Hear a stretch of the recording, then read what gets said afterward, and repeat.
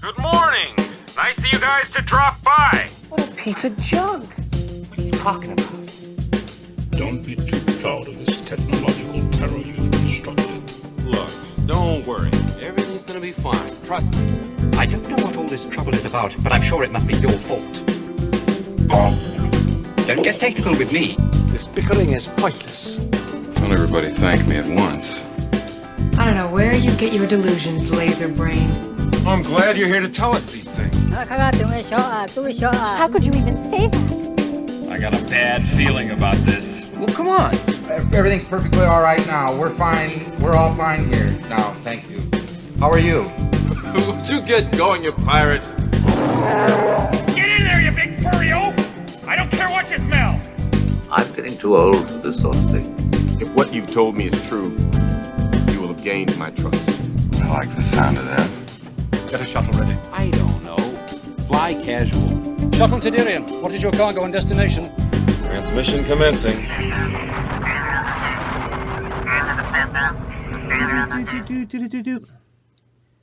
Hey everybody, thanks again for listening to the Shuttle Tydirium podcast. I am your host and captain, James T. Chadwick, also known as Hey Chadwick on the forums. I have sitting next to me, Phil Mead, also known as Baba Ganoush. Hi everyone, welcome aboard. Sorry for the incident back at the boarding gate. There were some PD activists, and they have now been apprehended by security personnel and have been sent to an Imperial Detention Center. So all Excellent. That's taken care of. Salt Mines of Kessel. No, Gonk. PD stands for People for the Ethical Treatment of Ewoks, not animals. Right. And we also have, who can help translate, our protocol droid, J-Bot. Yeah, something about animals being ethically treated just bothers me. Wait, Ewoks are animals, right? They're not people or are they? sentients or... Well, they're not people, but are they animals? Do they count? Anyways. PD think so. They sure do. You see where that got them. You see where that got them. Excellent. So, well, first I want to give a shout out to Cuban Boy. He is on the FFG forums, and every Friday he goes out and starts a Happy Friday thread. Just a note, Happy Friday. Hope everyone's having a great day, great weekend. You know, and it turns out like he has a newborn kid, and he hasn't actually been able to play for a year. And I always appreciate going out and seeing his posts every Friday. But I just found out that he's actually a local guy. And he has not joined any of the local groups or anything or stores, and he hasn't played X-Wing in over a year. So just a couple nights ago, we got together and played a couple games, and it was real fun. He creamed me in the first game, even after a year. And then we put out 20 asteroids and debris fields on the table and just do a mission, just like a death match, you know. But it was so cool to go through all the asteroids, and I beat him there. I got my revenge. 20 asteroids. Wow, that's a lot of asteroids. It was did a y'all lot use of regular like one space away rules? Like, how did y'all do that? We just put them out. We didn't care about the edges of the board map, but we put them. You couldn't be within 1 inch or range one of each other. So you spread them out and just kind of went for it. So they were everywhere. It was a lot of fun. Yeah, it sounds interesting. Yeah, I liked it. It was actually pretty cool. I played my Imperial Gunslingers list, so I had like TIE Fighters and etc. And it was pretty neat, little nimble ships that zipped in and out. He played some A-Wings and Z-95s and an E-Wing, and I beat him. But the first game, he crushed me. I just was bad. It was from the Imperial Veterans mission, and I just could not get slinging those bombs on target. I just could not get the approach down. I just flew terrible. It was... Yeah, I can't wait till we go over that mission. It was very interesting. Yeah. Oh, all did right. I mention that I also was able to win one? Yeah. Yep. And well, I'm sorry that Jake is not able to meet us here. Something's going on with the Gonk droid. We'll go into it a bit later, but he's a bit busy. I hope he's doing all right. But okay, time for Captain's question. And I know. We did the one for Here's a Terry Cluster, the first one. We spent 20 minutes talking about food. I won't go into 20. But, all right. Which is your least favorite ship to fly? Least favorite to fly. Now that's a tough question. Least favorite to fly because of the way it flies, or just for whatever least reason? Favorite? Yeah. Least favorite ship to fly. I can go first if you guys want. No, I generally don't like to fly Millennium Falcon type ships. So, the stereotypical pancake with turret type ship, large base ship with a turret. Yeah. I never really found that appealing, and I have those ships, but I almost never put them on the table for whatever reason, either because there's no call for it and whatever I'm playing at the time, or because I just never found them interesting to fly. I totally get that. I do, but I won't talk too much about it. J-Bot, what about you? I think the Falcon's an interesting case because I have one, and I think I've only flown him like 2 or 3 times, but I don't necessarily hate flying it. I think it's just an odd.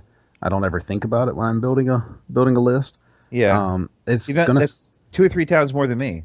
Yeah, yeah. You just have it as a nice collector's piece, I guess. Yeah. This is going to sound sacrilegious, but I actually don't enjoy flying X-wings. It's it's a strange. Like, I don't really know how to explain it, but I love Y-wings, Bs, even the As. But for whatever reason, every time I fly an X-wing, it just doesn't sit right in my head. I don't know what it is, and so I tend to I never do well with them, and it might be because I expect I'm not going to do well, and then thus just play out that self-fulfilling prophecy, or that I just for some reason can't wrap my head around I guess the tactics I need for them versus other ships. And I can't point to one specific reason. I just know that's it. And I don't play enough Imperial to know. If I had to choose an Imperial ship, it would be a stealth, only because I suck at the decloaking. I can't. The very first time I ran a stealth ship, I basically decloaked and ran it aground immediately and with my move, and it blew up spectacularly on the asteroid in the second turn. And that's the only reason I would hate it, is because it's a very difficult ship to kind of manage until you get your head wrapped around it. But it's funny you say that, because when I play Rebels, I love flying the T-65. They're my favorite ship as a Rebel. So and they're interesting. They're obviously iconic, and I think people love playing them, but you don't actually see that many of them on the table anymore. For one reason or another, which we don't have to go into. But I think that people like them as an idea, but they just don't like flying them. That's why I don't really see that many of them. Even back in the old days when they didn't have what was basically Wave 3 and before, I really didn't see as many of them. I saw lots of Bs and As and the problem is I just didn't see very many Xs. Once the B-Wings came out, they were mathematically superior to the X-Wing, and they just beat out the X-Wing. And it was once B-Wings showed up, X-Wings died. They just gone. Like, except for Biggs and Wedge. But after B-Wings, you just never saw them. But before that, they're all over the place. But again, that was Wave 2, so. Yeah, I think in Wave 2 there were still quite a few of those around. Yeah. All right, so I'll go with mine. I'm kind of torn, because part of me says I will say, it's just to preface, what is my least favorite to fly? I'll say I've never flown a Phantom, and I never want to. So that doesn't fit into the category. That's not. So to surprise everybody, that's not a thing there. I will say that the Falcon is. I'll choose something else, but the Falcon, I've never flown it. I've never flown it in the game. I let other friends borrow it, but I've just never liked it. It's got like an amazing dial. It can shoot 360. It's got Han Solo, who's just kind of half broken, and I've just never found an interest in flying it. But I will say, I guess in the ships that I have flown, the B-Wing, I just don't like the B-Wing. Partly I think it's because it killed the X-Wing, and I like the X-Wing. I just don't like it's too slow, and it can knife fight like Get Out, but it can't ever do what I want it to do whenever I fly B-Wings, and it's just too ponderous and too big, and I just don't like the B-Wing. It just doesn't. I don't like how it flies. I just don't like it.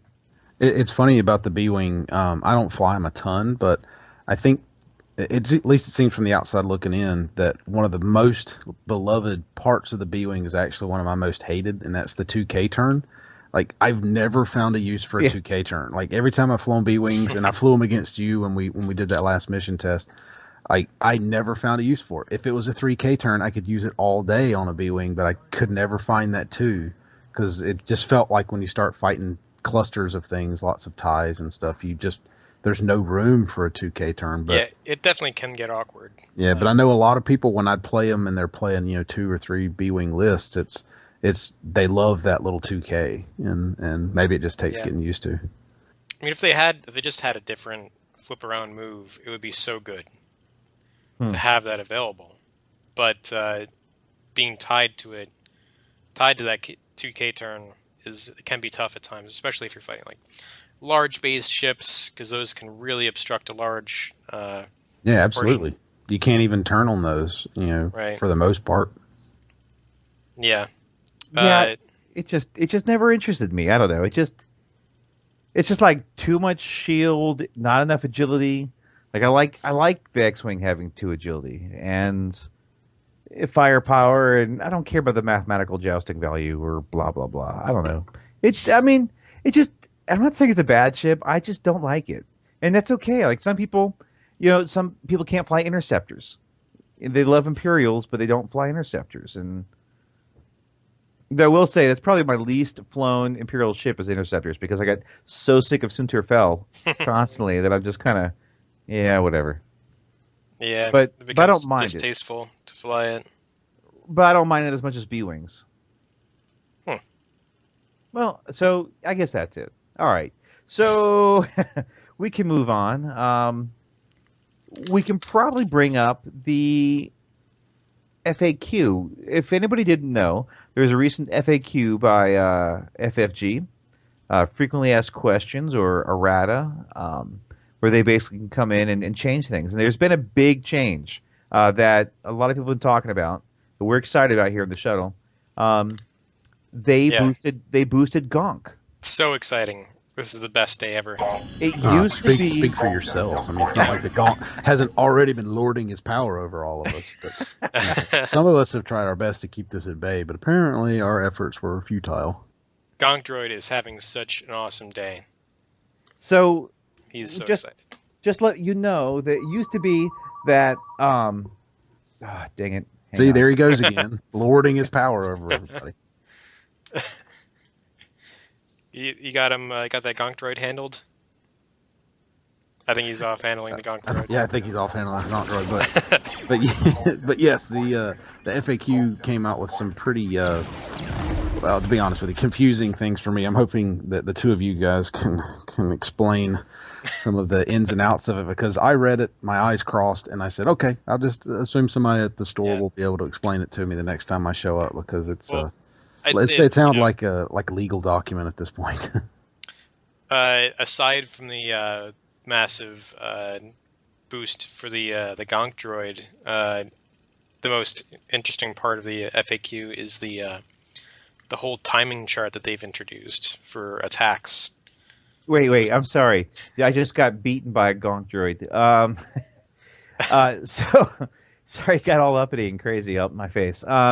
So you did cover that it used to be you could only do the Gonk action once per round. So if you had like push the limit or experimental interface, you couldn't put the shield on Gonk and then put the shield from Gonk onto the ship, and then they reversed that ruling. We've covered that now. Yeah, okay.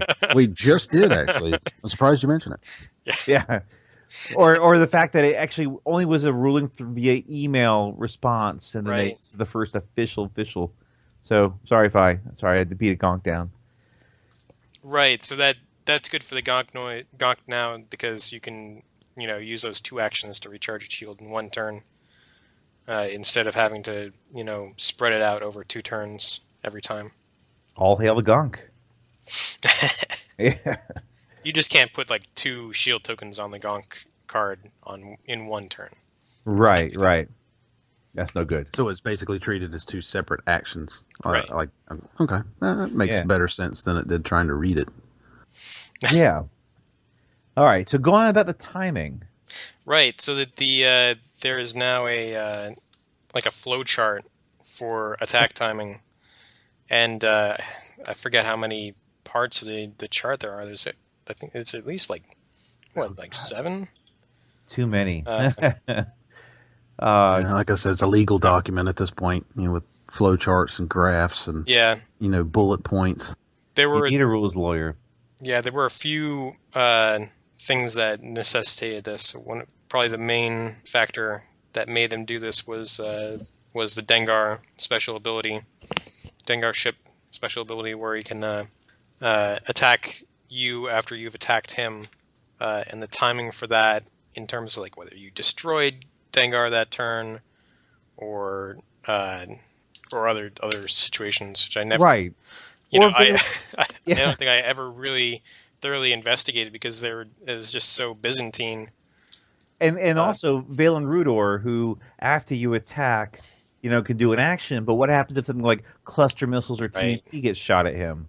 What happens then? And so that got changed, and it's 10 major steps with some a few subsections, but it's pretty bad. But basically, what it comes down to is everything kind of counts as like one action. So let's say one of the big changes is if you've got TLT and stress bot or tactician, you only give one stress.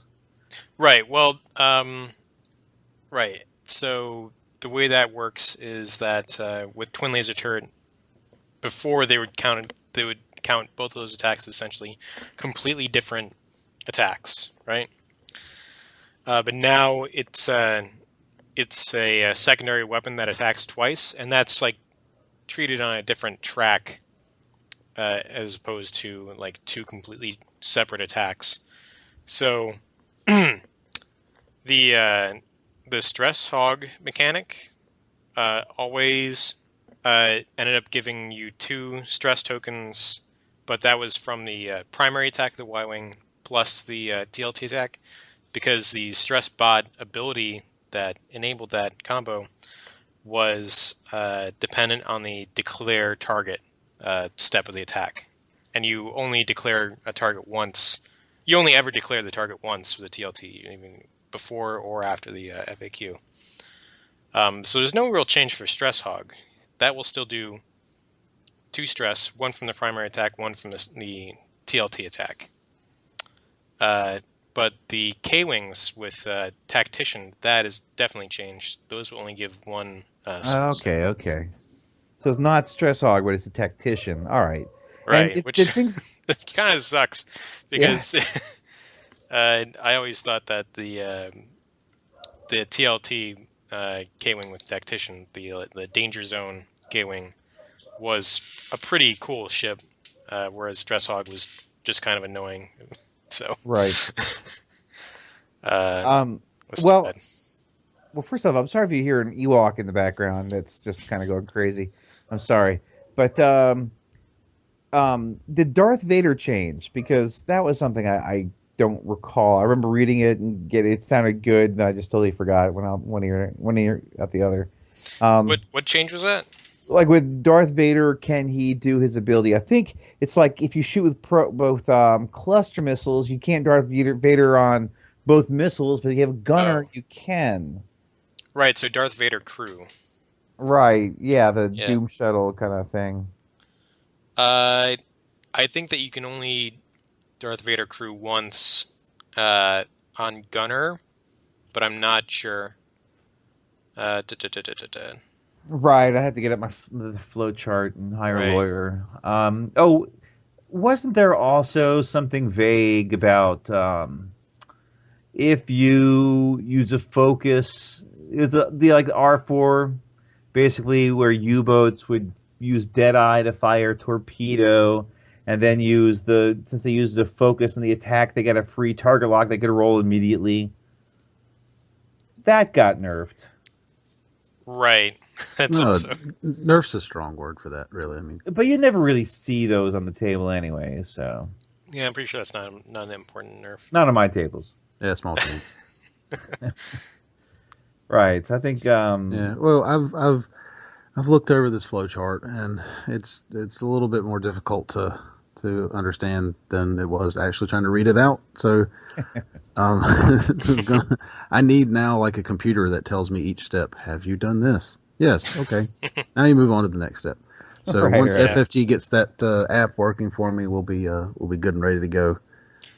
So one point of commentary to put in for this is that this is kind of a symptom of the game growing more complicated.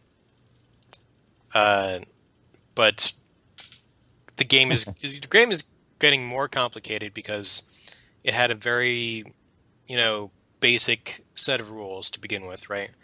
But all the complexity to the game is being added with ship expansions and cards and abilities, right?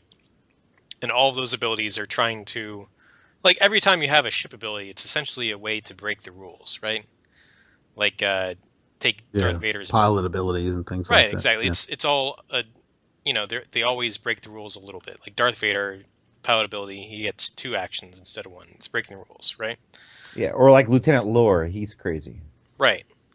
And I think that the thing is that all the straightforward ways to break the rules, essentially, are getting mined out. There's not as much design space anymore, so they have to become more creative in the way that they give pilots these abilities. And, that can give really cool abilities. Like, I think Dengar's ability is really cool, but it sometimes will result in a very complicated situation where you are getting down to very important timing differences that the rules essentially were not originally built to handle, right? It's like it's like you had like a basic computer and you're just adding extra parts onto it. There's a level of modification that the basic chassis can handle comfortably, and I think that we're passing that point with X-Wing, and it's showing a bit of stress. Yeah, it certainly does seem to be getting fat around the edges when it comes to the cards. And I saw someone mention in reply to post on the Tydirium Facebook page when Jim posted this FAQ about people getting tired of basically it becoming more and more a card game and less about the ships and the flight of the strategy of flying the ships around. It's become more and more can you build a better deck of cards than your opponent does? And I do feel that way because it feels the need for this. It's been there for a while, but it feels like this need comes about for the same reason you'd need it for instants and Magic. When does my instant play versus your instant versus that was instant you played a second interrupts. ago? Yeah, and my interrupt hits your instance. Yeah, so that's what it felt like we were getting to, and I was always of the opinion that the way you keep this stuff simple, and this is just me throwing something out there that probably would never work when I actually looked at it, but if you give things like, here's your ship, it can do one thing per phase, like, oh, but it says I can do this, and no, you get one thing per phase. Sorry. Like, you don't get the option for a second, this because you did a barrel roll first that gives you a green that does XYZ. Like, no, you get to do one. Choose it. Make your choice. That's essentially your pilot having options that he can do, and that's, hair's breadth of a second. Not, I can reveal a green maneuver, do a barrel roll that clears my stress, blah, blah, blah, blah, blah, and get 3 actions in a turn. Like, nope, you get 1 action a turn. I'm sorry. That's just how this works. Unless you're Vader, you get 1 action a turn, no matter what you do. Look at Poe Dameron. He was doing some crazy crap in that episode 7. He was all wah, wah, flying around like crazy. Well, then that's what his pilot ability needs to be, is Poe Dameron, and only Poe Dameron can do all of this crazy stuff.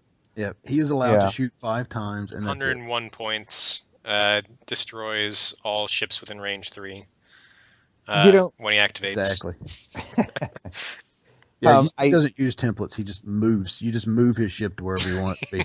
Hey, can I have that as a pilot ability? Maybe I should have put that in the card league. tap his pilot card, destroy all ships in Rage 1 and 2. Yeah. Essentially. Oh, yeah, we haven't added tapping yet. Has anybody called SSG to let them know we need to add tap cards? All right, I will say that the FAQ probably did want to nerf Cavill, the Scum Y-Wing pilot, because him with a blaster turret and R4 agromech, if you spent your focus to shoot your blaster turret, you got a free target lock that you then got to use. And if he did it outside of firing arc, you got an extra die. And that was pretty broken. You saw that, I think, at the top tables. That was pretty... Maybe. Yeah, it was very common. Yeah. I think we're all glad to see blaster turret nerfed. Right. Yeah, like anybody uses that anymore. And Cavill, he was too powerful. Yeah. All right. But besides all that, and the rules lawyering and making my head hurt, we can probably move on to the missions of a Turi cluster. All right. You guys ready to rock and roll that? Yeah, let's take a look. So, what are we going to be talking about here? And let's just give a quick overview. We're basically going to look at the there are 5 mission arcs in Heroes of the Turi cluster. So 5 groups of missions that you go through. And we're just going to give a quick summary of what each one is. So I think there might be some people who don't want to know what all the missions are. So this is, you should probably stop listening right now. Right. I don't think we're going to give for stopping by. big spoilers. Yeah, I mean, but if you we are going to talk about, basically what these missions are and what they're like, and give some thoughts about them. Yeah, no in-depth strategy, just general kind of overview of a mission. Yeah, and that sort of thing. Basically, except mission 2A. With that one, go to the left. I'm just going to say go to the left. Yes, very good. All right. So if you're still here, Phil was right. There are 5 major plots. I've got the titles here in front of me. The Refueling Station, Minefields, Chasing Phantoms. That is not my favorite. Capture Officer, and Defection. So, and these represent the overall military campaign within the Turi cluster, where basically the rebels are trying to move in and shake off the Imperial. And depending on how the campaign points go and etc., this could be the successful rebellion kicking out the Imperials or the Imperials crushing the rebellion. Right, and it's actually important to point out that the way you actually win the Heroes of the Turi cluster is by completing these mission arcs, right? So depending on the length of campaign that you selected, you either need 2 or 3 victory points to win. And the way you get victory points is by winning the higher level missions in each of these mission arcs. And the counterpoint to that is that the Imperials can actually get victory points too. And they need the same amount that you do to win. So if you screw up these missions, the Imperials will win your campaign. Yeah. So overall, how it works is you run the first mission, unless you've done it a number of times, you're sick of it, and then you basically get all the tier 1 or part 1 missions, and you shuffle them in a deck, and you dish out 3, and you flip those 3 over, and those are the ones you pick from for that particular mission. And most of the time, we're going to talk very generic, very broad. If you fail that mission, it goes back in the deck, and you shuffle and do the next mission. But if you succeed, that mission, that tier 1 goes away, and you usually put in the next tier, the tier 2 of that story arc that goes into your deck, and you shuffle it and throw it out. And so, it all depends on which cards you pull out and where you are in the various story arcs to figure out, what comes next and where you want to go. And in some degree, you don't really want to rush straight to the end. You don't want to go, right. Oh, we happen to pull the 3rd story arc in our 3rd mission. Let's go for it. Yeah, you definitely want to power up before you get to these missions. You want to be in a really good place before you attempt one of these.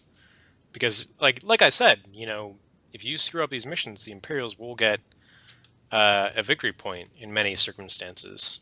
That's really bad news. If you're playing, with a strict adherence to those victory rules. Yeah. So it's pretty cool in that regard.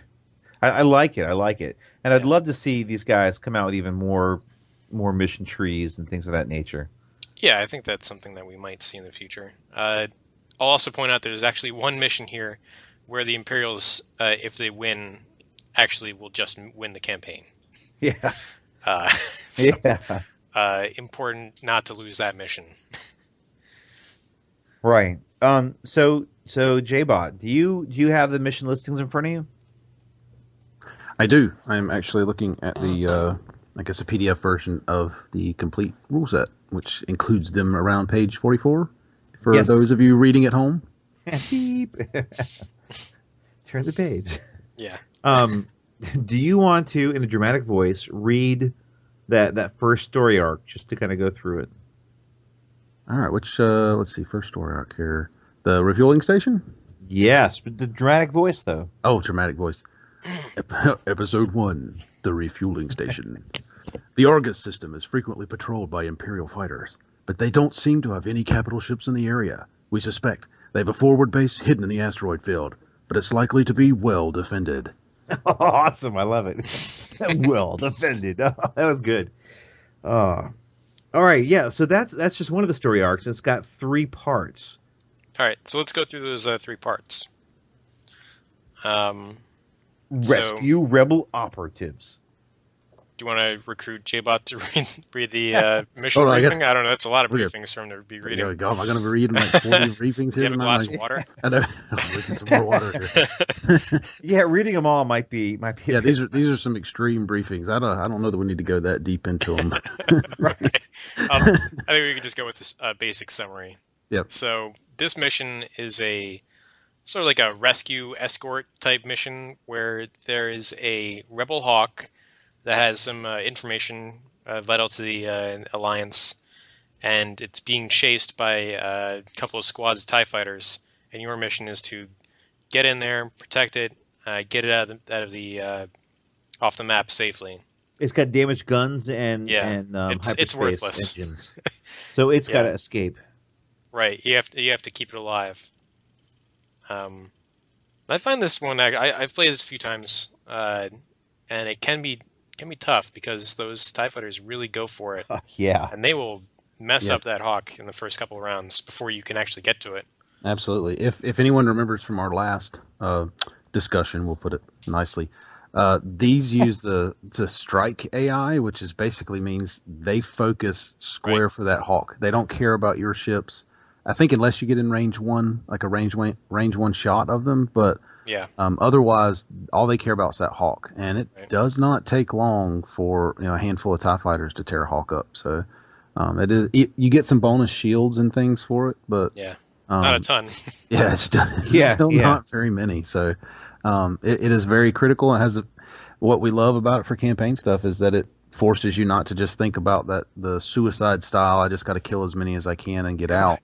It's what do I do to keep this thing alive? This one was hard. I think I, and AJ, one of our local tournament champions, he was my nemesis for a long time. I beat it with my TIE bomber list at a tournament.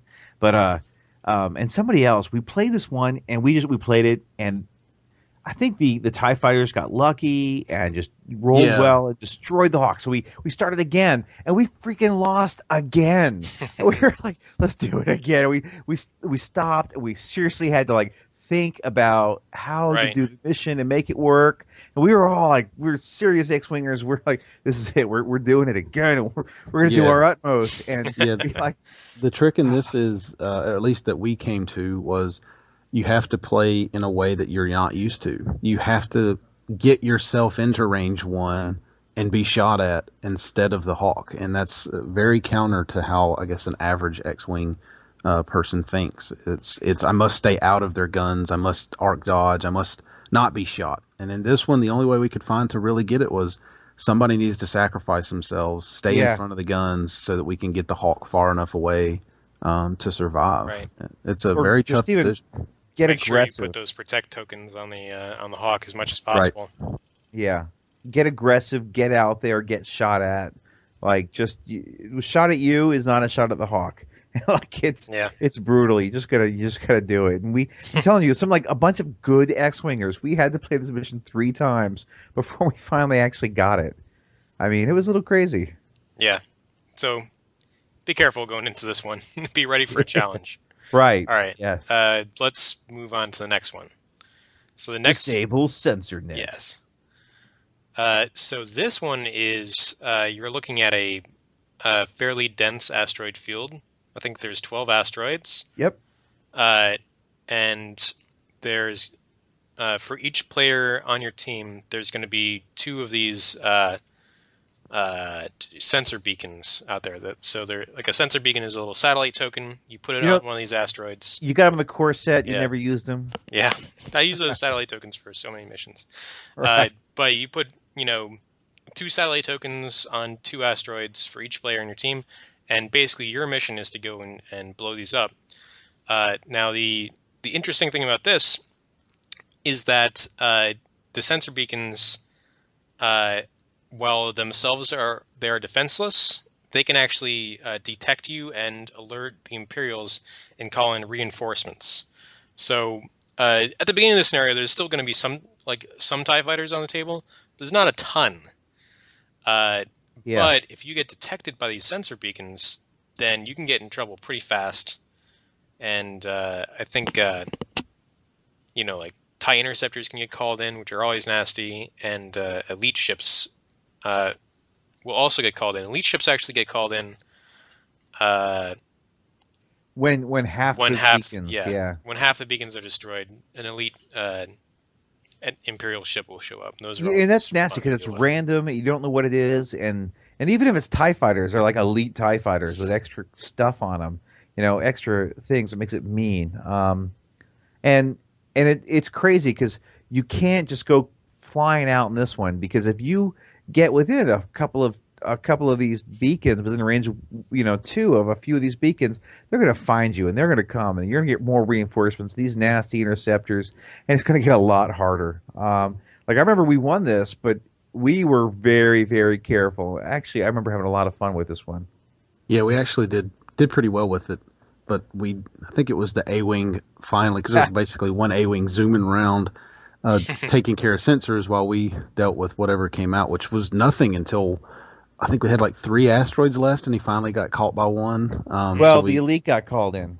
Maybe that's what it was. Yeah, we had the elite come in, but I think he only had 1 asteroid ever since him, and so we were doing pretty well other than that. But I remember it was still very interesting. Yeah, I think I had like 1 or 2 hull left. I mean, I remember it was close. Yeah, it was a good mission. I liked this one. It was fun. Cool. Okay, so let's go on to the next one. So this one is called Capture Refueling Station. And the awesome thing about this, and this is one of the really cool things about Artillery Cluster, is that there is a massive space station in this mission. I think the smallest that can be is 1, 2, 3, 4, 5, 6, 7, 8, like 11 of these like components in a space station. It takes up like a 3x3 range square. So it's like roughly 1/9 of your table.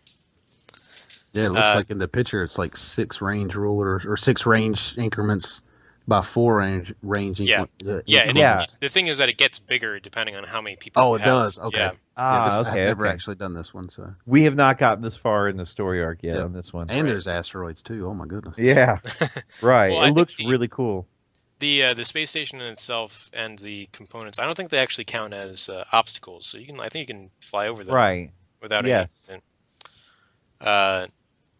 But basically the idea here is this is the refueling station that we've been talking about this whole arc, and what your mission is to escort a commando team onto the station. So you have to destroy the shield generators of the station and then land the commando team in one of the docking bays, and then they'll fight their way to the command center of the station and take it over eventually. I remember reading about this or hearing about it. I hear it can be hard with getting the commandos and getting them to live. Yeah, I haven't played this one either, but the commandos start off in like a outer rim smuggler, and that's not exactly the beefiest ship in the world. So you definitely have to make sure that you're taking the hits instead of that thing. And one of the cool things about this mission is if you manage to take over the station, the defense turrets on the station actually become yours. Oh, so Yeah. if you have not blown up the turrets, you Yeah. get more. So that's part of the thing is like you can blow up the turrets, but if you do, then you don't get them under your command, or do you suffer the turret fire? That's pretty cool. I like that idea. Right. And the other thing here is that I think the Imperials can still essentially destroy the station after you've captured it. Like you don't just automatically win if you capture the command center. You only win if the rebels have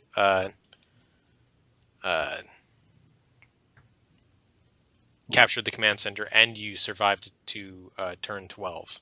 So you've got to capture it and live to turn 12. Right. Then you're good. Okay. Yeah. Yeah, that seems pretty cool. I like that. It looks like a good mission. We just haven't done it yet. Yeah. Yeah, definitely. Cool. So the next mission, Shaybot, what is the title of that? The next mission arc. Yes. The next one. Episode 2, Minefields. The Empire has been blockading the Nulon system with minefields in an attempt to prevent smugglers and our rebel supply transports from getting through. We have several incoming ships, and this could pose a problem. Oh, that's good. I want you to read more stuff. No wonder you're the protocol droid. Cool. And this one, the first one, Tread Softly. I like this one. It's pretty cool. And I like how they do mines. Right. So they have a bunch of mine tokens out on the tables. I think it's pretty much like a proximity mine template, right? Yeah. Pretty similar, right? These are ones you've got to print out a whole bunch of them. I mean, there must be 16, 20 of these things. There's a lot. I think you get, 2 for each player? 3 minefield tokens per player. Right. Right. So me and Jake just playing this, we had 6 minefield tokens, but if you have like 4 people, that's 12 minefield tokens. Or 6 people. Yeah. It's a lot. 18. Yeah. Yeah, we played this. It basically looks like the map in the book does, where it was pretty very much full. crowded. Yeah, a lot of them. Yeah, and this mission, I remember, has bombers. Right. So they go out and relay the mines, but they also have bombers that get the free target lock automatically each turn, beside this regular action, like a focus. And they come with missiles, some type of missiles, depending on the TIE bomber you pull out.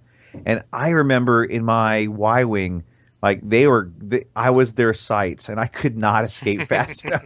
And they hit me one round, and I was down to just a couple hull. It was bad. Yeah. And I was trying so hard to escape those guys, and I just remember, like, everybody else was off doing the mission, and they're all completing something, and I had like a squad of bombers after me, and I was running like as fast as I could, my little A-wing, and that was not very fast. And I managed to live just barely. One whole point. It was crazy. When Jake and I played this, we actually had a pretty easy time of it. So we had Jake has an ion cannon turret, and I have a twin laser turret. So we were always able to get a good shot on the mines. And the Imperial bomber that we were facing off against didn't prove to be too much of a problem because he had an advanced proton torpedo. Oh, lucky dog. So, we were able to stay out of his range 1 arc, partly because Jake has a R7T1 astromech. So he was able to boost just past the TIE bomber and deny him that shot. And then we were able to kill a TIE bomber and clean up. They had assault missiles And I think we had Yeah. 6 players, 5 or 6. Oh, we had, jeez. we had 3 TIE bombers with assault missiles. It was bad. And what I like is the different mine templates that you have to destroy. They start off with 3 hull points basically, and if you run over them, you take how many hull points they have.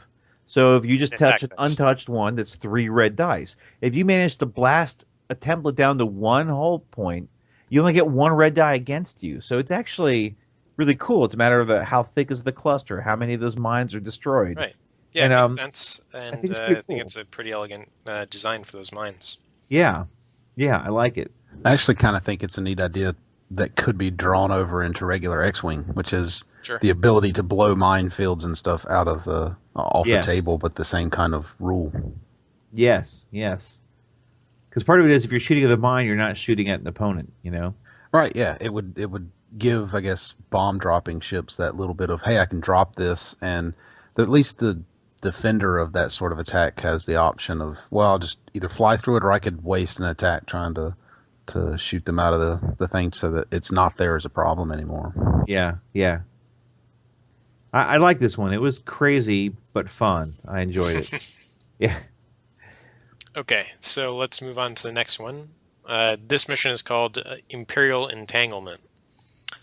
And basically what is going on here is that you're trying to rescue a freighter that's gotten itself stuck in a minefield and it's taken some damage. So it's trying to make some repairs to its hyperdrive and then jump back out. Meanwhile, the quantum storm. Yeah, the quantum storm needs your help. Meanwhile, Imperials are bearing down. There's mines all over the map. And the Imperials are trying to keep it in place and actually capture it. So, excuse me, there's a TIE bomber coming after it with ion pulse missiles because... Wait, that wasn't J-Bot's restraining bolt, was it? Let me check. Hang on. No, J-Bot, no. get over here. Of course not. J-Bot. Of course not. It was perfectly fine. Show me your restraining That bolt. was just him spilling a drink or something, I'm sure. All right, sorry, go on. Seems to be in place. Yeah.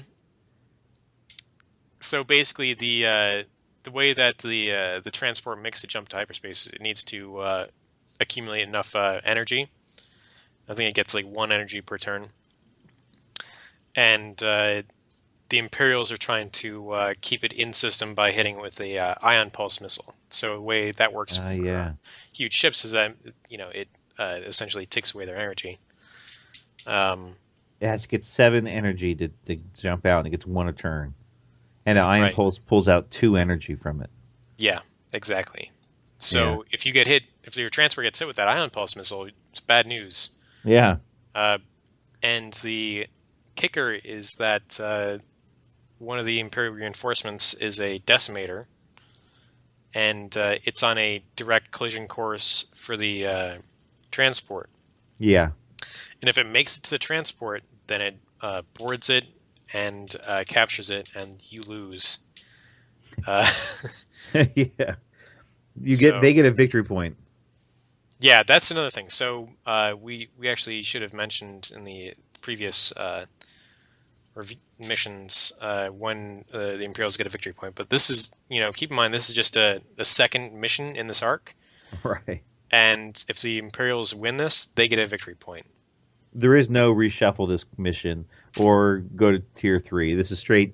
They won the story arc, and you lose your most expensive upgrade. Right. This is bad. Right. Now, I will say that we never played this mission because the only epic ship I don't own is the GR-75. And I just recently rechanged my storage. I did not take my epic with me every game night. I do now, but I know we could probably just proxy something else. But we just did not have. Nobody there that night had the GR-75. Yeah. Yeah. It's definitely one that I'm looking forward to. I think this is actually one of the next missions up for me and Jake. And it looks pretty cool. Yeah, I'd like to play it. I want to. Yeah, it certainly sounds interesting, and I always like seeing epic ships on the table. So yes. I know this came up as an option in one of the 3 that we drew one of the nights, but it turned out no one had the ship, so we passed on it and did a different one. So frustrating because I like Epic, and I even bought before. Go quiet, Ewok. Sorry, I think they just took down a one of those ATSTs. It's just a party. Either that or the gonk was getting crazy.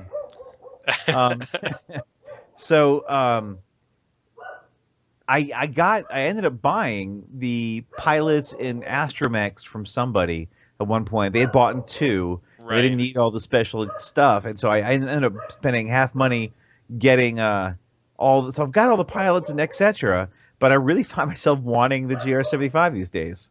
So yeah, I've got there's a tournament guy that wants all the other stuff, and we've been talking about him buying it, and me buying the Epic ship off of him. Yeah, so. that's a pretty good way to get your hands on one of these. Oh, I just realized what it is. Fireworks. There's some sort of Ewok celebration outside, and it's gotten my Ewok here just all excited. He's all wants to party. Wants to be it must have found a new god or something. There's no telling. Yeah. Death Star blew up again. I don't know. Yeah. Yeah. Right. Okay. Okay, so the next mission here is called Care Package. And this mission is all about... so you're continuing in the arc of the minefields and the freighter. The and quantum the freighter, storm. Right. It's basically... This mission is to escort a freighter from one table corner to the next table corner through an asteroid field. So through an Ewok. Go to the opposite corner of the board, and there's going to be a bunch of TIE fighters and TIE bombers on strike, coming for this transport. There's going to be random elite Imperial pilot, so it can get pretty nasty. There's basically 2 waves of TIE bombers, plus both of which have the strike AI, and will be done right for that transport. I gotta say, when you read these off, because I always read them off for each mission, do you find yourself talking like Admiral Ackbar? I do. I usually, whenever I'm playing with Jake, the first thing I do is read the mission briefing, and I do put on a voice. I don't think it's Ackbar, but I always just protect the transport from Imperial patrols. It does always sound. All right. It makes the jump to hyperspace. All right. I think what we should do now is for the next mission arc, we should all do our best Ackbar impression and read the mission briefings, and let the fans vote on Facebook and tell us who did the best impression. That sound good, guys? That does sound good. So we're just coming up with this impromptu, no preparation. J-Bot's so good. He's the protocol. He's got an unfair advantage. Yeah. Being a protocol droid. I don't know if I could do an Ackbar impersonation. It might be outside my range. Oh, it's because it's against your anti-mocking programming. I understand. Oh, so it's a different pay scale for impersonation. All right. Okay, so let's just talk about this a little bit more. The Rebel transport gets the repair droid, which is nice. Yeah, it comes with Quantum Storm title, combat retrofit, repair droid, comms booster, and Taban, I guess. And your team is deciding its style, so it's not like some sort of autopilot, which is always like the most annoying thing when you're doing an escort mission, right? Is the escort, the thing you're trying to escort, plotting mindlessly toward its doom. Let's head straight for the TIE fighters. So this shouldn't be so bad. If the transport screws up, it's your fault. Yeah. But it looks like it could be such a tough mission because those TIE bombers could really mess up a transport. Yeah. And then elite, we don't know what the elite is. You random pick it's elite. A random elite. And if you win this mission, you get a victory point. If the Imperials win, they get a victory point, and you lose your most expensive upgrade. Right. Sucks. Yeah. And there's a lot of bombers, too. Yeah, there's 2 waves of bombers on strike. AI. Yeah. Real nasty. All right, so there's 3 more mission titles. Do we have each one of us read one? So I figured that we would be reading the mission briefings for each one. So okay. The next mission arc is chasing phantoms, and I figured J-Bot that is normal, and then one of us reads the mission briefing as Ackbar. Okay, all right. So J-Bot, you okay with reading in your normal voice, normal dramatic tone, chasing phantoms? Episode 3, Chasing Phantoms.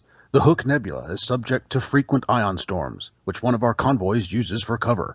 Recently, some of our ships have disappeared, and we have reports that the Empire is field testing a new prototype fighter in this sector. That's so good. I love it. All right. I need to have you read them every time now. All right, who wants to go first for the mission briefing as Ackbar? I guess I can, being the captain. And I always ask my questions and answer it last, so this time I'll go first. So, needle in a haystack. We have just received a distress call from the Trelisk, one of our supply ships. They were ambushed en route to Udre, and the crew was forced to abandon ship in escape pods. We're mounting search and rescue operations immediately, but the region is subject to frequent ion storms, which will make things difficult for us. Get out there and find them. It's a good bet that whatever destroys them is still nearby. Nice. Good job. Thank you. That's excellent. You should be reading all of these. So, have you guys have played this one, right? Yes. We played it again recently too. So, yeah, I actually like this one. It's very neat with the storms and everything. This whole story arc uses the most colorful and large ion storm templates to print out, and it covers the whole board. And I love that. I love the kind of really cool extra terrain. It's just visually pleasing. Right. These ion storms are pretty cool. Yeah. It's one of the things that we haven't strictly talked about is the additional terrain that comes with Heroes of the Trade Cluster. These ion storms are big. They can be as big as like a 2x2 range square. So if you put 2 range 2 templates, which theoretically exist, in like a square formation, that's how big the biggest one of these is, and they're they're all big oblong shapes, and they're pretty cool. They cover a bigger lot than an epic, yeah. And just to say, even the one with the minefield, the whole table covered with mines was really cool to see. We had 18 mines out there, so it was pretty neat. Yeah, it gets a lot of attention from just regular X-Wing tournament style players too. They're like, "Ooh, what the heck are they doing over there? What is this? Where did you get these templates? They're so cool. Where did all these mines come from?" Yeah, it does draw people in. So you want to get attention, that'll do it. Yeah. So basically, what you're doing in this mission is you're trying to find an escape pod that is inside one of these ion clouds. There's also some abandoned supplies that you can get there too. Some container, yes. Yeah. So you're essentially escorting a Outer Rim smuggler, which is a YT 1300. Like the Millennium Falcon. Bad stats. Yeah. And you have to scan each of these ion storms. And, any ships can scan, not just the Falcon, but only the Falcon can pick up once you discover it. You have to land on top of it and spend a whole turn not doing anything. Right. And it gets a little rough, when you've got these ships that are on strike duty and pretty much they're going after the Falcon or the Outer Rim smuggler, and you've got a squadron of 3 or 4 TIE fighters all going straight for that thing that's not moving and shooting at it. It's not easy to keep it alive. Right. It can get pretty nasty because pretty much all of the enemy AI in this mission is on strike mode. Yeah. Headed right for that Outer Rim smuggler. So you really have to be careful about making sure that it is protected. You can give it. You can do like the protect action and give it evade tokens, and I suggest that. Yes. It's definitely a worthwhile thing to be doing. Yeah, it seemed like what we ran into the last 2 times we played this one was actually the turn limit becoming pretty hairy at the end. If you try, because there's an option, I don't remember if you guys mentioned it yet, about finding not just the escape pod, but also like a supply drop case. Yeah. And if you try for both and they're too far across on the table, you might actually run out of time. Right, because there's 10 ion storms, so you definitely have to be splitting up the scanning duty a little bit if you want to cover all of those storms. Well, we discovered the crew actually pretty fast, but we read, if you get the container, you get 1 free secondary weapon upgrade. Everybody does. Yeah, I think this was like our first mission out of the tutorial, so we got to get that free upgrade. So we went for the massive upgrades. And risked everything, and it came close. It came pretty close. To get we got the container, and then we had to circle around through the ion storms. And one thing is that everybody who goes to the ion, they have a chance of actually being ionized. And so we had like myself, other teammates, the TIE fighters, the freighter. You can all get ionized, and just you're like, oh crap. Yeah, and if you're a small ship and take the wrong kind of angle through an ion storm and roll badly, that could be it. Like you could drift in that storm for 2 or 3 turns, and you're just taking damage, and you're completely out of the fight. It's a nightmare at times. Yes, I was stressed and ionized, and I just kept rolling ionized. I'm like, crap! I just kept rolling straight. I can't even do it in action. Oh, it sucked. It was not good. Yeah, but this is a fun one. I like this one. Do we want to go to part 2? Yeah, let's move on to the next part. Bait. Who's gonna be our narrator? I think I can go. Okay. All right. During our recovery of the Trellisk's crew, we witnessed a new Imperial fighter equipped with a cloaking device. Luckily, our spies have confirmed that only a single squadron of the new TIE Phantoms was deployed to this sector for field testing. We've been unable to track their movements, but they seem to favor operating in the Hook's nebula ion storms. We've loaded the Bright Hope with sensor equipment, and when the ion storm dissipates, we'll lure the Phantoms out. That's where you come in. That's pretty good. He wins. I don't think I could do that one. He wins. Yeah, I like that. That's pretty good. You might have me beat. We'll have to let the voters decide. We'll see. The voters will decide. Yeah. That was pretty cool. I like it. Cool. Right. And so this one we have not done because it has a GR-75 transport in it. Yeah, imagine that. Yeah, we need to get a dang transport. So any listeners out there that have a transport, a spare one that they just don't want or need, just go ahead and send it to the Shuttle Tydirium podcast. Yeah. Anyways. So basically the premise of this mission is you have a transport out there, and it's like scanning for the TIE Phantom, and the TIE Phantoms are going to come and try and blow it up. Or basically... there's going to be TIE fighters on the board to start, and I think on turn 4, an elite TIE Phantom shows up and will go after you. It actually has a special AI. It targets the rebel ship with the highest pilot skill. Oh. So it's trying to take your best pilots out. That's pretty cool. Yeah. And also, there's 2 shuttles. Well, it depends. Support team A and B. A is if you've got 2 pilots, and B if you've got 5 pilots. You can get 2 Landas that'll show up as well. Right.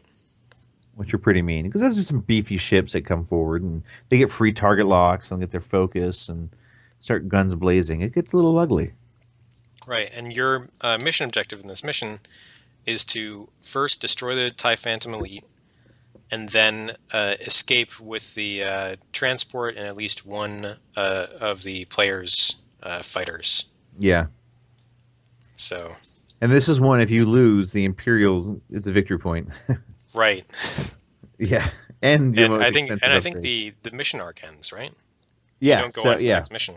Yeah, so if the Imperials ever get a victory point, like the story arc ends right there. Yeah. No more of that whole mission point, and they get a victory point. It's just boom. Yeah, we haven't run this one, but just glancing at the squadron layout for the Imperials is frightening. So I think that's the largest list of ships that I've seen so far. Yeah, and the transport starts like right in the middle of the map. Yep. So those fighters are going to be all over it real fast. And it's not. I don't think does it move, the transport. Yeah. During each activation phase, it gains 3 energy instead of moving. Yeah. So it stays there. Yeah. Yep. So they're really going to be going for it. Yeah. It looks tough. I really want to get a transport and try it, but yeah. Cool. Okay. It's got the awesome Phantom in that mission. Right. The Elite Phantom is the main. Yeah. I hate him. I hate baddie him so in that much. mission. I remember trying to kill it range one shot. I still couldn't kill the dang thing. All right. So then, I've jousted a Phantom with an E-wing before, and it was like an hour long. Like one of us must win this game. We are not going to call it for time, sort of thing. So they are not my favorite either. Yeah. Okay, so let's move on to the next mission in the Chasing Phantom arc. This one is called Cloak and Dagger, and I think J-Bot, you have to do the Ackbar for the integrity of the competition. Just the integrity. Well, I'll just do one really badly. That way, there's no way I could possibly win. It's been too long since I've actually heard Ackbar speak, and it wasn't just a goofy parody of it. It's a trap. So if mine comes out sounding like Richard Nixon, I apologize. Based on data we collected, we've managed to narrow down the possible staging areas used by the TIE Phantom Squadron. They're somewhere in the spinward edge of the Hook Nebula. Your mission is to investigate these locations in force. Destroy any enemy ships and installations you find. Put an end to the Empire's cloaking device testing, or our fighters will never enjoy space superiority again. Yeah, for a while, I thought I heard who is it? McFly's drunk science friends from Back to the Future. Marty, you've got to. I was trying to get as jowly as I could in there. I don't have enough jowl to make that sound Ackbar-esque or even Nixon-esque. So it was kind of a tough role to play there. I love it though. It's good. I like it. Okay, so this is the mission where you're trying to find the Phantom's home base and destroy the TIE Phantoms there, and destroy the base. And I guess everything is hidden in these ion clouds, and you have to scan them, and it's sort of randomized which one has the station, and once you find the station, you place it down on the table. It's similar to this station that we talked about before, but it's much smaller. This one only has 5 components, and then I think the TIE Phantoms begin on the table, so they'll be going after you right away. Yep. And other than that, there are TIE fighters that can go after you. There's something else here about docking port. You've got to identify the tokens. You've got to go find the station. I don't know about docking. Okay, so the R&D station, the one that you find in the cloud, actually has it buffs the Phantoms while it's still alive. So says here each emplacement has a special effect that applies until the station is destroyed, or until the emplacement that's giving the effect is destroyed. So command center is one. That gives all TIE Phantoms pilot skill 10. Yeah. Not good. No. That sounds rough. Sensor array. All emplacements and enemy ships are treated as they were equipped with sensor jammer. So everything gets sensor jammer. Shield generator gives the TIE Phantoms advanced cloaking device. Goody. And the turrets just begin start off facing towards enemy ships. So that's not a buff for Phantoms, but they will start facing you and get ready to shoot you. So that's no good. Yeah, it is. Yeah, that sounds rough. I have not attempted this one, and you know how much I love Phantoms, so. Yeah, this will be one where somebody will have to show up with a Phantom in order to play this whole arc. Otherwise, we won't be able to. I do have a Phantom in my box somewhere rattling around, but Jim does not own any of them, so if it requires more than one Phantom, we may be in trouble. Right. So we've always had a couple times we've had Phantoms, we've had to get somebody else to actually have one because I sure as heck don't. So, yes. Right. So basically, this mission starts off with a really killer Phantom, and you just have to deal with it until you can get a shot on this R&D station and start working it and just killing these emplacements and debuff that Phantom a little bit. Otherwise, it's going to be a pilot skill 10 Phantom with sensor jammer and advanced cloaking device, in addition to what other stuff it had normally had. Yeah.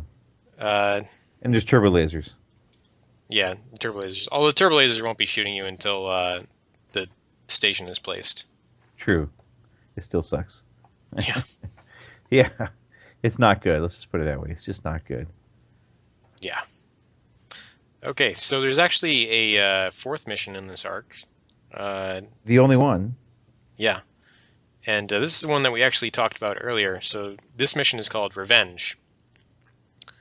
And basically, you're patrolling the Hook Nebula where you just destroyed the station, and a squadron of elite TIE interceptors just bushwhacks you in this ion storm and is trying to kill you. Yeah. And there is one elite TIE interceptor for each one of you. Right. Yeah. So those are really, really nasty. Yeah. Yeah, I do like the bar for it. It's just aces. It's just, yeah. No, the stupid interceptor aces. And the primary objective for this mission is survive the ambush and escape. So at least one rebel ship must survive and jump to hyperspace. So that's not a very optimistic right. appraisal of your situations. Like, if any of you can even make it to hyperspace, we'll be impressed. Right. Bonus: each time an enemy ship is destroyed, all players gain 1 experience point. Double bonus: if all enemy ships are destroyed, mission is no longer considered hostile territory and immediately ends. So basically saying, if you can kill them all, it's not hostile territory. For those of you who have been shot down, right, there's less of a chance of you dying. And you get an extra victory point for this mission arc. Oh yeah, extra victory point for the whole campaign. Yeah, which is pretty good. So it's a big risk reward deal, right? So either you can stay in there and try and blow away these interceptors, or you can just essentially just run immediately. Yeah. It only officially takes 1 turn to jump to hyperspace if you roll well. Yeah. So you can usually make it by 2. Yeah, it's one of those where let's just slow roll and jump. Let's get the heck out of here. But don't you start off in the middle, don't you? Yeah, you start off in the middle of the board of an ion storm, and the TIE interceptors come, each one from a different section. You've got to roll. Right. And it's actually, usually there's 6 vectors, there's 12 vectors this time. Oh, wait a minute. There's a special rule here. for ion storms. So the rule reads, ion storm interference. Severe ion storm interferes with hyperdrive calculations. The rebels must jump to hyperspace to escape, but they cannot start their hyperdrives until turn 7. Yeah. So I see you what they did there. cannot just run. You have to stick it out for 7 turns. And then run. And then maybe run if you're still alive. Yeah, the good news is there's no reinforcements though, so I guess if you have a well-organized team, you can kind of just focus them down, or hopefully focus them down. By this point, you'd hope you've got some pretty disgustingly designed ships too. Right. And they don't come in a squadron. Each one comes from a different side as its own ship to come in at you. So it's gonna have a shot on somebody. Yeah. Right. It's gonna be brutal with their free focuses and boost and barrel, and they'll be disgusting. Yeah, it'll hurt. All right. Yeah, in general, what do the elites come with as extras besides higher pilot skills and things? Oh, I'll have to bust out my box. Hang on a sec. Oh, it's not super critical. I just couldn't remember if they came with more skills or more weapons or in general what it was. I've only seen them once or twice. Right. All right, I've got my Aturi box. I think it's from like a server or some server components. I've got this kind of large cardboard box with a flip top. Let me just pull out here right on top, stealth interceptor. So this standard one comes with a stealth device. That's a basic TIE interceptor. So then the elite comes with auto thrusters and predator, and they're up to PS4. And then there's like PS4 plus, 6 plus, 8 plus, so depending on your pilot skill. So if you have average pilot skill greater than 4 plus, 6 plus, you get the upgraded version of the ship. Right. So Rexler Brath, who's normally a defender pilot, pilot skill 6. When attacking, all damage cards you deal to the defender are face up. So basically, he crits with every hit. Ouch. Yeah. That's ruthless. Right. There's so another bad. one. He's got Lone Wolf. So if there's no other friendly ships range 1 or 2, he gets to reroll 1 blank result. And then the last one, PS8. Actually, I'm sorry. If your average is PS8 or better, he's a PS10 Mauler Mythal. When attacking at range 1, roll an additional attack die. So you've got a TIE interceptor with auto thrusters, 5 dice at range 1, and predator that basically gets 5 dice at range 1. Yeah, that sounds give nice. You all crits. Yeah, well, no, they don't stack. They don't stack it like that. The extra. No? Is it just I thought that it was Well, okay, we'd have to read it up, but yeah, because I don't know if it. Either way, it's going to be ugly. It's bad. It's bad. It's very bad. Cool. Yeah. So it's crazy. Like these guys are not messing around. It's going to be brutal. This is very serious. This is where your ordnance will hopefully help you out. Like maybe take one of them out really fast. Right. Yeah. You definitely got to try and take one of those guys out. Yeah. Fast. Wow. All right. So we've got 2 more story arcs. Do we have time? Because we've been going for a while now. We're about 1 hour and 15. So okay. As long as we don't linger on these, I think we should be able to go through it. Okay. We can kind of speed up. Okay. So what's the next mission arc? All right. Episode 4, Capture Officer. Newland 4 is a home to an Imperial planetary garrison, which is the hub of most star traffic in this sector. We've decrypted several flight plans and may be able to capture a high-ranking Imperial officer. Very nicely done. I love it. Now, I've done this one, Capture Officer. And it starts off with the Lambda shuttle in the middle and 2 TIE fighters as its escort. Or I guess the escort is at least 2. If you've got 6 players, it's 4. And then you've got bonus extra ones that come in as various waves as it calls for help. Right. Because you've got Moff Lincoln on the shuttle. Yeah. Right. Yeah. And basically your objective in this mission is to disable a shuttle. You do that by taking it down to 1 hull point. And then it'll just 1 to 3 hull points. Oh, 1 to 3 hull points? Yes, the thing is... Oh, yeah, okay, yeah. It's disabled immediately when it has 1 to 3 hull remaining. Yeah. For every player above 2, it gets 2 extra shield, though. Right. So we played, I think, with like 6 players, and that's, you know what, it's got 8 extra shield to a regular Lambda.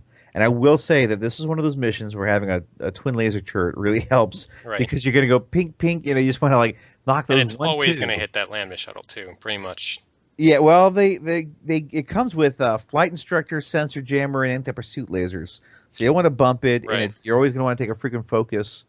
And flight instructor, I think, helps on its defense. Right. So it's a pretty good shot, though.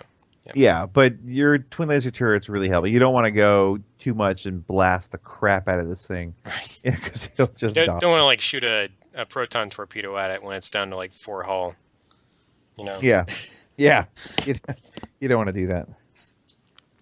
Yeah, this one it cuts and runs. When it loses all its shields, is that when it cuts and runs, right. or? So, right. Well, actually, once it's suffered 5 shield damage, so even. You know, if you started with more shields, then it, you know, only needs to lose 5 shields, and then it will start fleeing. And it will it'll just plot whatever best maneuver it can towards the escape table edge, and really book it for that table edge. So you should be careful about when you trigger that, because if it's, you know, pointed at that table edge, you might lose the shuttle. Right. You don't want to make it run right as it's near the edge. So it's kind of tough. You got to like all go for it, but not kill it too much. But you want to get it down. Yeah, it's a bit of finesse. Yeah, plasma torpedoes are good on that one, I'll say. Definitely. Yeah, and then as soon as it's disabled, reinforcements come in. That's a good use of reinforced. Mechanics. It's a good triggered reinforcements to sort of increase the pressure once you've achieved part of your mission objectives. Yeah. So even there, like, let's say for example, you go straight for the shuttle and you disable it, you know, and you haven't even touched its escort too much. Boom, they've got more ships to deal with. You know, okay, you disable the shuttle, but now you've got like the original few waves of TIE fighters, and then it's got its reinforcements that are coming up next too, and then every few rounds more show up. So it's going to be a little nuts. Right. Okay, so let's go on to the next mission. Yep. So next mission is called Nobody Home, and this is actually an interesting mission. So basically the premise is you've got your disabled shuttle from last time, and you're basically activating its distress beacon and luring in some Imperials, an Imperial search and rescue squad. Wait, can I say it? It's a trap! Yeah. So the idea is that you can actually sort of like hide your ships in the debris and asteroids on this table. So there's like 12 total obstacles here, 6 asteroids, 6 debris. You can hide your ships within those and like deploy out of them to ambush the Imperials. And the Imperials are all headed towards the shuttle to see if there's any survivors, because they would think that like Moff Lankin is on the shuttle. Right. Which is pretty cool. It's a pretty cool concept. I've not done this one, but it looks really neat. Right. And your objective is to kill the majority of this search and rescue team. And the interesting thing is that once they figure out that Moff Lankin is not on the shuttle, they will actually attempt to flee. And you, depending on how many players you have in your squad, you need to kill, you know, a certain amount of the enemy squads for the mission to count as a success. Yep. And these are all TIE interceptors that start off. So. Well, there's 2 squads of TIE interceptors, and holy crap! There's actually a lot of them. There's no reinforcements. It's like every wave. Right. They all start on the board it's set up. Whoa. The TIE interceptors are on an attack AI. The TIE fighters and there's actually a command shuttle starts on the. They have like a modified AI where they're headed towards the transport to begin with, and once they figure out there's no one there, they flee. Yep. And you've got to kill. So let's just say 4 people, 3 or 4 people. You've got to kill 3 ships to be a success. Well, each 3 squads, I think. Right? Was it? Or no? It says. Okay, so if there's, it all depends on how many enemies escape, right? So if you're playing with 1 or 2 players, then you can tolerate 2 enemies escaping and still win. Okay, gotcha. So I guess 2 enemies is too many. It's for the gotcha. Looking at this? Yeah. I see. So then the fleas are the TIE fighters and the shuttle are flea. Then the interceptors. So you basically got to ignore the interceptors on your butt, and you've got to go after the TIE fighters and shuttles to blow them up so they don't get away. Yeah. And for each enemy ship that escapes, all players will lose 1 XP. Yeah. Wow. Yeah. It's bad. Cool. Yeah. That's definitely a different mission for anyone to be playing. I want to try that. I want to try that soon. Yeah, it's pretty cool. It's hard. It looks. Yeah. I think you need really good burst damage for that mission, and good proton torpedoes, that kind of thing. Yeah. Okay, so let's go into the next mission. This is called Miner's Strike. And basically the idea of this mission is that you are attacking an Imperial mining facility. And this makes use of a lot of the sort of emplacement terrain features that come with here's a turret cluster. And you're trying to blow up a bunch of cargo containers. And there's going to be some Imperial turrets and TIE fighters shooting at you. And there's also going to be like a cargo shuttle that tries to escape once you show up. That's kind of like a bonus objective if you want to go after that. So your primary objective is to destroy the cargo emplacements and then get away with at least 1 ship. Yes, you got to blow stuff up. That is your mission. Right. Blow up all you can. Right, and there's going to be more targets if you have more players. So, like, your basic setup starts with 4 cargo containers. And that's if you just have like 1 or 2 players. And then if you have 3 players, you get... I think you essentially get 2 more cargo containers on the map for every player you have, past 2. Yeah, and I love the shuttles that start off like docked. There's so many rounds that they go, oh crap, and they jump in their ship and start up the engines, and then they start to take off. And so that's pretty cool too. So you can blow up the shuttles before they get a chance to even launch if you're good. Right. So they start launching turn 3. Yeah. And while they are landed, they don't do anything. They don't activate. They don't attack. You can fly over them, and they don't roll any defense dice when they're attacked. So you could really blast them. Yeah. Lay into them. Yep. It certainly looks like an interesting mission. I mean, it's got a lot more emplacements on it than I'm used to seeing, really, on any of these, even including those ones with the giant space stations. So, yeah. Although it's got a lot of them that require more than 2 players, so I'm guessing with just 2, it looks pretty barren in a lot of ways. The board looks pretty barren, but adding the 3rd and 4th is going to crowd it up pretty quickly. Yeah. And this is one of those. This is the end of a arc. So if you have a rebel victory, you get a victory point. An Imperial victory gets the Imperial's victory point. So cool. I like it. Be careful. All right. So I think we're going on to the last mission arc here. Yep. So J-Bot, take it away with the description of that mission arc. All right. What is our last one here? It is... Sorry. Defection, I think. Paging through all these here. That's a lot of paperwork. Episode 5, Defection. One of the Empire's TIE Defender pilots wishes to defect with critical information about the Empire's operations. That's it. Cool. Okay, so there's a TIE Defender pilot that's trying to defect, and we're trying to make that happen. The first mission is called Secure HoloNet Receiver. So basically what is going on here is you're trying to hack into the Imperial network and open a line of communication to the defecting pilot.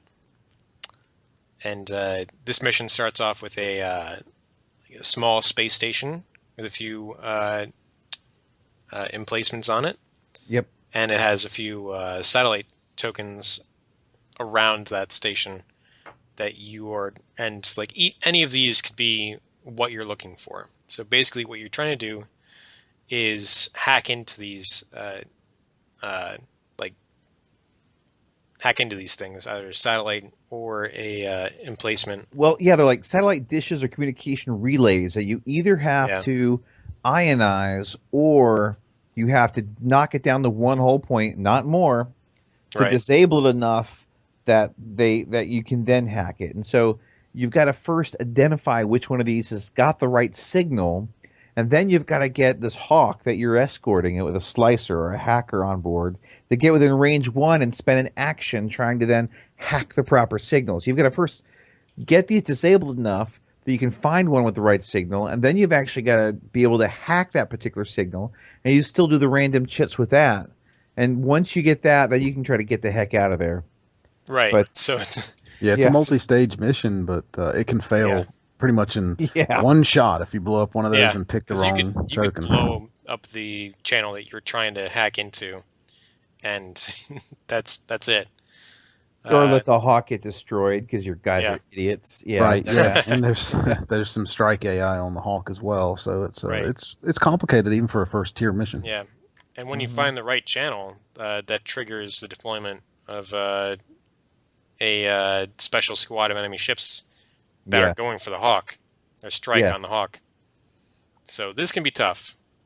But if you lose, then you just reshuffle. There's no hard penalty for losing this mission. Yeah, losing the game. It is a challenge, though. It is, and it can be confusing too, even just trying to understand it. Because first time we're like, wait, read that again? What?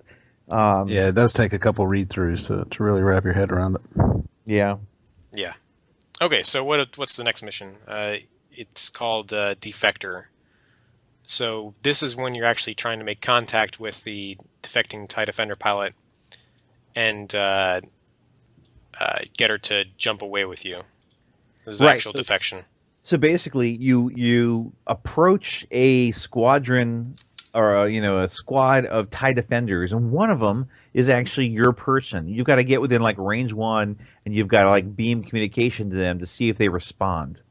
And there's the TIE Defenders shooting at you all the while, even the Defector, because we don't know which one it is.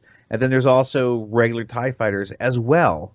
So you've got to get close, not die, find the right one to defect, and then they flip, and suddenly, they're on your side. So hopefully that's not one you shot up first. Right. Yeah.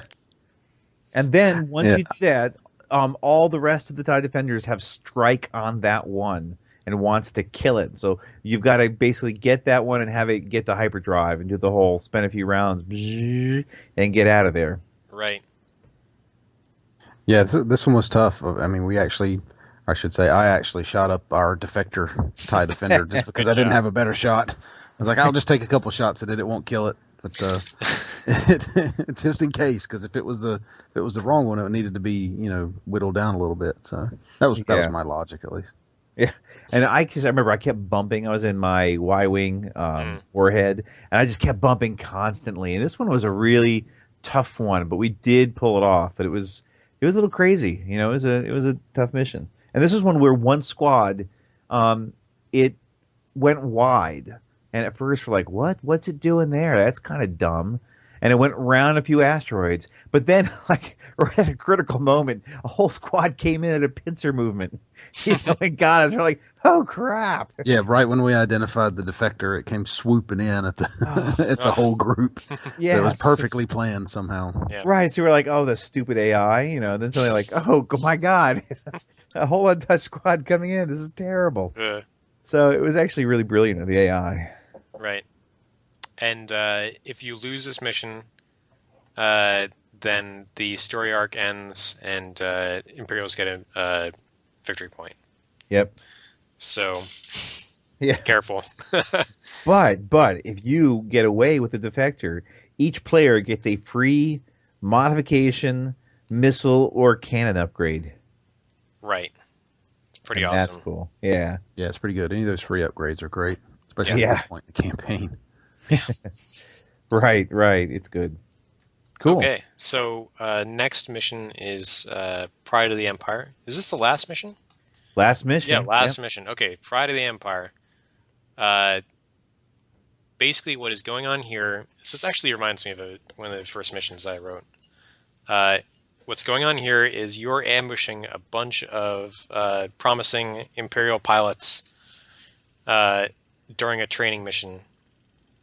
So you've got a bunch of Imperial squads that start on the table, a shuttle that's sort of like the flight instructor shuttle for all these squads. One of these squads, all these pilots are trying to become defender pilots. Yeah. And there's also one squad with a elite TIE defender that starts on the table. So like one elite TIE defender starts on the table. I assume this is like the squadron commander of the TIE defenders, Right. trying to evaluate these pilots and see which one has the chops to fly a defender. But then, depending on how many other people you've got, some of the other squads also have, I guess, their sergeants, or the other instructors. Yeah, so if you get up to 3 players, you get another defender, 4 players, another defender, and 6 players, another defender. Yeah. And all these, otherwise, it's you got that one defender, the shuttle, and a bunch of TIE fighters, and eventually a TIE interceptor shows up. But basically, you are trying to kill these guys, so you have to destroy all ships in at least 3 enemy squadrons to win this mission. Yeah, and you get bonuses if all the TIE defenders are destroyed. Right. So, and it looks tough because that's a lot. A lot of enemy ships. Yeah, that could be tough. The nice thing about this is that you can deploy, I think, anywhere on the range 1 of the table edge. Of any table edge. Right. And on the first turn, none of the Imperial ships do anything. They don't move and they don't perform actions. So I guess they can shoot at you, but they've got no tokens. They got nothing. Yeah. Surprise attack. So you could really, if you set it up nicely, you could bushwhack the defender pilot first. Yeah, that's what bushwhack. Yeah, that's nice. Yeah, just everybody gun for that one dude in a fancy ship. Kill him. Yeah. We'll have to use the new red TIE defender as the instructor. Yeah, that would be cool. Yeah, he's the old grizzled veteran. Get him. Right. Yeah. Cool. Yeah, this reminds me a lot. I wonder if they actually saw my mission when they made this. So it reminds me a lot of a mission that I wrote. One of my first missions called Training Day, and it's essentially the same idea. As there's a bunch of rebel pilots that have gotten the location of a Imperial training ground, and they get to have like a deployment advantage and sort of like swoop in. And there's a shuttle that, like a flight instructor, that the other TIE fighters can use. But yeah. So basically, the terrorists attack a military school. So basically, bunch of youngsters. That's the idea. Yeah. That's pretty funny. Cool. All right. Well, we've been going on for a bit doing the recording, and that's all the missions that they have. Hopefully they'll make more missions, or at least fan missions that pop up, because this is pretty cool. Right. Those 5 story arcs, and I think after playing it through a few times, you'll probably want a bit of a change somehow. Yeah. So, so what are we going to do next for Heroes of the Turret Cluster? I think we want to look at the fan made versions, right? Yeah, there are the fan versions, or at least we'll have to see, because I haven't really delved too deep to see exactly how far they've gotten. But also, we'd like to see about getting the author on for an interview. Right. So I reached out to him before, but it's about time I need to do it again. So okay, cool. hopefully we won't. hopefully we won't have too many disruptions with vacations coming up. Right. We do actually get leave time from the shuttle and our crew, you know, but we don't want to leave J-Bot and Gonk in charge. So But we'll why have not? to see. We wouldn't hurt the ship at all. Yeah, we'll just have to see. Mhm. Yeah, so hopefully there won't be any disruptions in our normal flight schedule. But we'll try and let you know if there's going to be a disruption coming up in the next few episodes. Excellent, excellent. All right, guys. Well, once again, thank you for listening to the Shuttle Tydirium. This is your captain, Hey Chadwick, and I look forward to flying you again in the friendly skies. All right, guys, take it easy. Night.